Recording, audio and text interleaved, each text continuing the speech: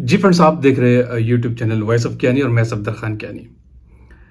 अच्छा फ्रेंड्स, एक नहीं बहुत सारे लोग ये सवाल लाजमी करते हैं कि एचपीएलसी का जो क्रोमेटोग्राम है उस पर जो इंटीग्रेशन है उसको किस तरह करें। इससे रिलेटेड बहुत सारे सवाल मेरे पास अक्सर आते हैं, या ईमेल भी आ रहा होता है और आप कमेंट बॉक्स पे पूछ रहे होते हैं कि इंटीग्रेशन करें कैसे। हर सॉफ्टवेयर का थोड़ा सा थीम डिफरेंट होता है। सेकंड, इंटीग्रेशन करें किस स्टेज पे, पूरा सीक्वेंस चला दे तब।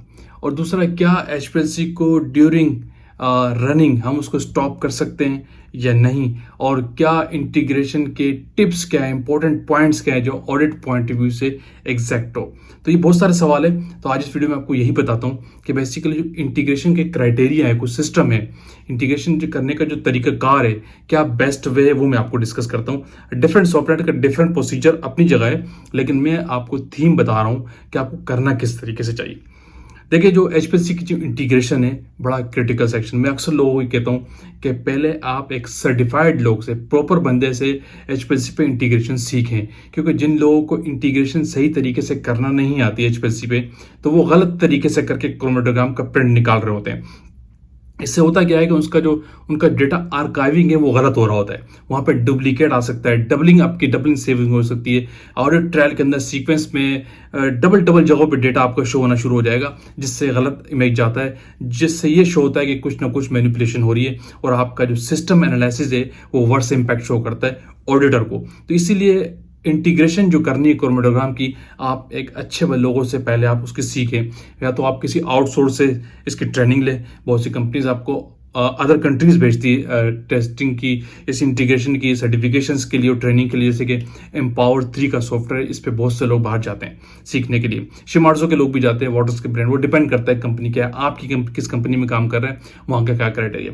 तो थीम ये है कि जो इंटीग्रेशन का प्रोसीजर है उसमें आपको टिप्स हमेशा जहन में रखनी चाहिए। एक तो होता है, सबसे पहले चलाने से पहले आप एक बैच सीक्वेंस बनाते हैं। सीक्वेंस क्या होता है थोड़ा सा बता दूं, जिसमें कि आप सिस्टम को एक कमांड दे रहे होते हैं। एक बैच फाइल बनाने, जैसे बैच फाइल होता है ना सिस्टम का, वो एक प्रोडक्ट का होता है जिसमें सारे पैरामीटर सेट होते हैं। लेकिन सीक्वेंस के अंदर आप ये सिस्टम को एक कमांड देते हैं कि मेरा इस पोजीशन पे ये ब्लैंक रखा हुआ है, उसके आगे उसकी कमेंट्स ये लिखे हुए हैं, कितने उसमें से इंजेक्शन लगाने, क्या उसका माइक्रो लीटर है, किस बैच सीक्वेंस से, बैच फाइल से और इंस्ट्रूमेंट मेथड से ही चलेगा, वो सेट करते हैं। उसके बाद फिर आपका एक और दूसरा रॉ होता है जिसमें आपका स्टैंडर्ड होता है, उसकी सारी डिटेल लिखते हैं कि ये स्टैंडर्ड है, ये डेट है, ये इसका लॉट नंबर है, और ये इस पोजीशन में रखा हुआ है, और इसका इतना माइक्रो लीटर है, और इस बैच सीक्वेंस ये चलता है। तो ये इस तरह की फिर सैंपल आपका आता है। तो ये तरतीब कहलाती है सीक्वेंस, जिसमें कि आप इंस्ट्रूमेंट को एक कमांड दे रहे होते हैं कि इस इंस्ट्रूमेंट को इस सीक्वेंस के तहत, इस बैच सीक्वेंस के तहत इसने चलना है। तो इसमें ये बनाते हैं। अब प्रोसीजर क्या है,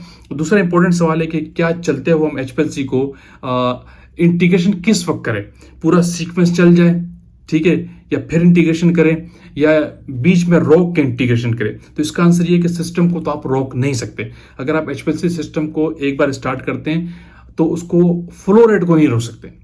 समझ रहे मेरी बात, आप मेरी बात समझिए। और वाली बात है कि सिस्टम में फ्लो रेट आपने चल दिया, कमांड दे दी, अब उस फ्लो रेट को आप नहीं रोकेंगे। अगर आप वो रोकते हैं तो टाइम लैप्स होता है, जो ऑडिट में आपको सवाल करेगा कि इतनी देर तक सिस्टम को क्यों रोका गया, इसका जवाब दे, जस्टिफिकेशन से क्या रीजन था। तो सिस्टम हमेशा वन गो में चलता है कि इसको रोका नहीं जाता। दूसरी चीज रही कि इंटीग्रेशन फिर कैसे करें और किस स्टेज पे करें, सारे इंजेक्शन चल जाए फिर करें या ऑटो इंटीग्रेशन करें। एक बड़ा सवाल ये भी आ रहा था। तो इसका आंसर ये कि ऑटो इंटीग्रेशन को बता दूं कि बहुत सी इंडस्ट्रीज में प्रैक्टिस नहीं होती कि आप ऑटो इंटीग्रेशन करें। लोग मैनुअल इंटीग्रेशन कर रहे होते सिस्टम चलाने के बाद, चलाने के साथ साथ साथ मिड में और स्टैंडर्ड चलते हैं। लेकिन ये कैसे करते हैं, अब ये आप सुन लें। जो सबसे तरीकाकार ये होता है, आप सीक्वेंस जब चलाते हैं ना, तो सीक्वेंस को कभी भी आप पूरा नहीं चलाते। लेट्स सपोज आपने सीक्वेंस बनाया, फर्स्ट रॉ में आपका ब्लैंक है, फिर स्टैंडर्ड है, उसके 5 रेप्लिकेट है, फिर सैंपल है, उसके 2 रेप्लिकेट है, फिर एक और सैंपल, 3 सैंपल, 4 सैंपल, जितने आपके सैंपल है, फिर इन दी एंड आपका एक ब्लैंक इंजेक्शन होता है। कुछ लोग कवरिंग स्टैंडर्ड भी लगाते हैं, डिपेंड करता है कि प्रोडक्ट क्या है और आपका प्रैक्टिस क्या, आपका एसओपी क्या है। लेकिन जो ये सीक्वेंस आपने बना दिया, इस सीक्वेंस को जो बेस्ट क्राइटेरिया है, बेस्ट तरीका याद रखिए, वो चलाने का ये होता है कि आप जस्ट शुरू के 5 रेप्लिकेट को, स्टैंडर्ड को सिलेक्ट करके चलाएं। स्टैंडर्ड की जो रॉ है उसको 5 रेप्लिकेट को सिलेक्ट करके चलाएंगे। ठीक है, अब सिस्टम का फ्लो तो चल रहा है, वो आपने नहीं रोकना। सिलेक्टेड सिर्फ स्टैंडर्ड आपने चलाने और सिस्टम को आपने रोकना नहीं है। स्टैंडर्ड चला के उनकी आपने आरएसडी निकाल लेनी होती है, सिस्टम सूटेबिलिटी की रिपोर्ट देख लेनी होती है कि आरएसडी ओके आ रही है, टेलिंग फैक्टर सही आ रहा है या नहीं। अगर उस स्टेज पे चीज सही नहीं आ रही होती तो सिस्टम को आप रोक के दूसरी प्रैक्टिस पे जाते हैं, उसकी फिर क्राइटेरिया डिफरेंट है। लेकिन कहने का मकसद ये है कि आप जब चेक कर लेते हैं कि सिस्टम की आरएसडी सब कुछ ओके, तो फिर अगले सैंपल सिलेक्ट करके आप चलाते हैं। अब आपका सिस्टम का फ्लो रेट नहीं रुका हुआ, सिस्टम कंटिन्यू चल रहा है, लेकिन सीक्वेंस कमांड आपने जस्ट स्टैंडर्ड को दी है, ठीक है। तो ये तरीका है, लेकिन ऐसा नहीं कर सकते आप कि आपने पूरा सीक्वेंस चला दिया और 5 स्टैंडर्ड के बाद सिस्टम को आपने रोक दिया। जब पूरा सीक्वेंस चलाएंगे, स्टॉप करेंगे, तो वो क्राइटेरिया गलत है, फिर आप इस तरीके से नहीं चलाते, उस केस में आपका सिस्टम भी रुक जाता है। तो बेस्ट क्राइटेरिया ये है कि सिर्फ सिलेक्टेड स्टैंडर्ड पहले चलाते हैं और उनकी आरएसडी चेक करने के बाद फिर गो अहेड देते हैं दूसरे सैंपल्स को। इस केस में जो गैप आया आपका 5वें रेप्लिकेट के बाद, जो सैंपल में टाइम लैप्स आया, तो वो जस्टिफिकेशन होती है कि हमने सिस्टम की आरएसडी पहले चेक की है कि सिस्टम हमारा ठीक है या नहीं, फिर हमने इसको आगे गो अहेड दिया।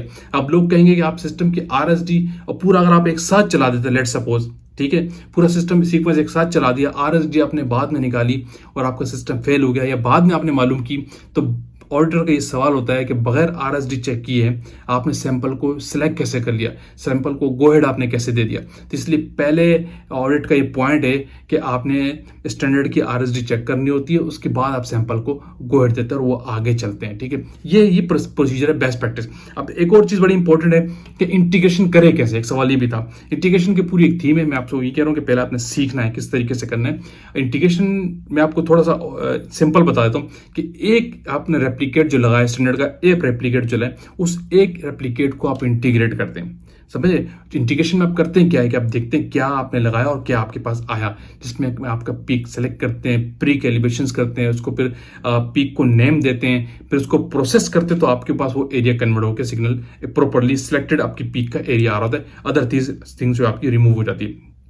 ये आप इंटीग्रेशन में कर रहे होते हैं। लेकिन ये बात याद रखिएगा, इंटीग्रेशन एक बार करेंगे, उसके बाद जितने रेप्लिकेट है, रेप्लिकेट नंबर 5 तक जो स्टैंडर्ड के वो, उसके बाद जो आपके सैंपल है, उन सबको आप इंटीग्रेशन बार बार नहीं करेंगे, उन सबको जस्ट आप प्रोसेस करते हैं।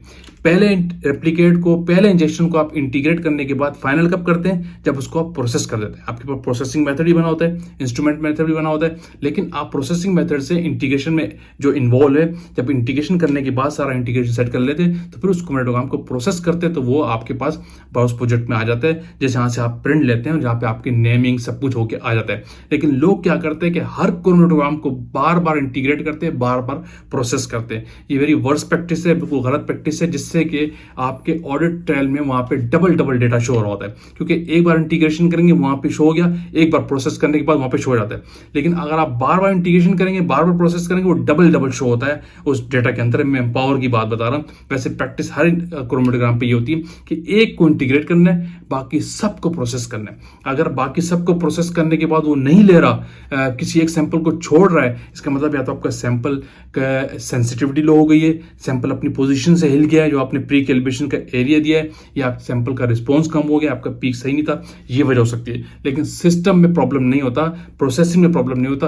प्रोसेसिंग हमने सिर्फ बार बार करनी होती है हर क्रोमैटोग्राम को, लेकिन इंटीग्रेट सिर्फ एक बार करते हैं, इंटीग्रेट बार बार नहीं करते। एक सीक्वेंस के अंदर अगर 10 इंजेक्शन हैं तो सिर्फ एक को इंटीग्रेट करेंगे, 9 को प्रोसेस करेंगे, 10 को प्रोसेस करेंगे, इंटीग्रेशन सिर्फ एक को करेंगे। ये प्रैक्टिस हमेशा अपने पास नोट कर लें और लिख लें। तो फ्रेंड्स, ये क्राइटेरिया, ये कुछ टिप्स हैं कि इंटीग्रेशन कब करते हैं, कैसे करते हैं, सिस्टम को रोकना चाहिए या नहीं, आरएसडी किस स्टेज पे निकालते हैं और गो अहेड कैसे देते हैं, सीक्वेंस कैसे चलाते हैं। ये बहुत सारे सवाल है आपके जहनों में जो मैंने थोड़े से इस वीडियो में कवर किए। फिर भी कोई भी क्यूरीज है आपके हवाले से, एम्पावर 3 सॉफ्टवेयर के हवाले से या सॉफ्टवेयर इंटीग्रेशन के हवाले से, तो आप कमेंट पे पूछ सकते हैं, मेल कर सकते हैं, मैं आपको वहां भी जवाब दे दूंगा या कोई और वीडियो फर्दर डाल दूंगा।